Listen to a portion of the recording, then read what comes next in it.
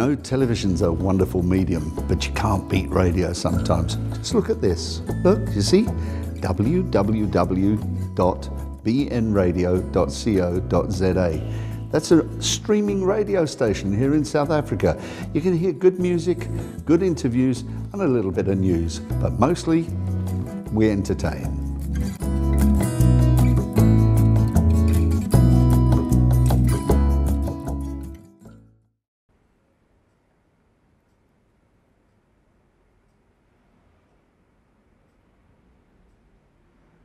If you look at statistics in South Africa, over 50% of children in South Africa that start grade 1 drop out before grade 12. They talk about 57%, 58% drop out of school before even writing grade 12. The kids in the Amy Biehl Foundation programs stay at school. They go to school every day. They finish grade 12. They go on and study. They go on and get jobs. It was 1993 that Amy was killed, and yes, tragic. I mean, a wonderful woman, young lady who lost her life. But what led from there was 4 young boys turned their life around.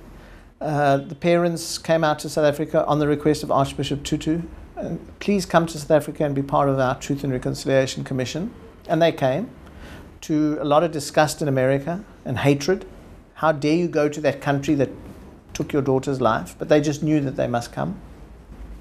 They came, and once they met these 4 young boys, they said, but these are just young boys. You know, they're not evil murderers. They were just young boys that got caught up, that apartheid robbed of their youth. You must understand, on that day, there was a peaceful rally. The police broke it up, a mob formed, and we see it all over the world, mob mentality.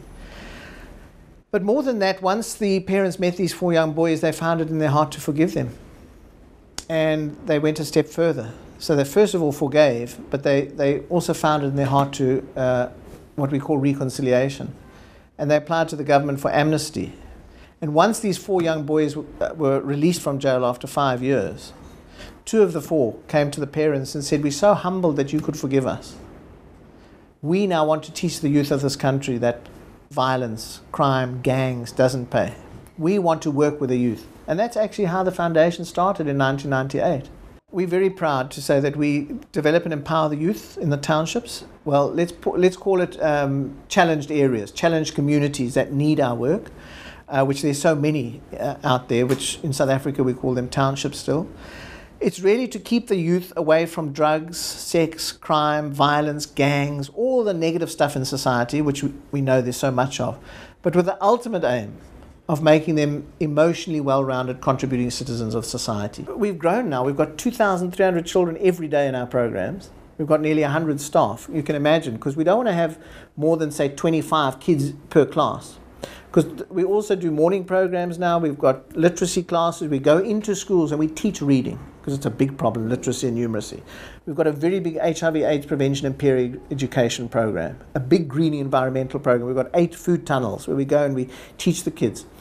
So it's like I've got to be thinking all the time, how am I going to get money in? How are we going to keep our costs down? I run it like a business, Tony. I get very upset when I see non-profits that are either greedy, where they're paying too much to top people, or there's just inefficiency, the money's going into a black hole. So what I've tried to do is show that we can have a non-profit that's run on business principles, costs are well maintained, every cent must go to the kids. And this is one of the income generating projects that I launched, to say, find a wine farm, a good wine farm, that will then contribute to the Amy Biehl Foundation. So 12% of the sale of this comes to the Amy Biehl Foundation.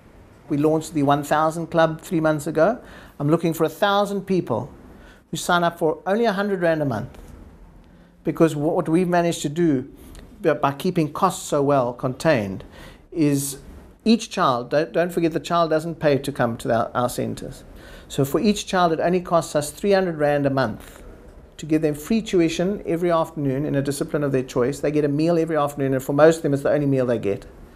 They get transported, they go on school holiday camps and outings, and we've got that down to 300 a month. So I'm looking for 1,000 people, just 100 Rand a month, they get it back on tax. And if it's a business, they score points on the BEE Scorecard.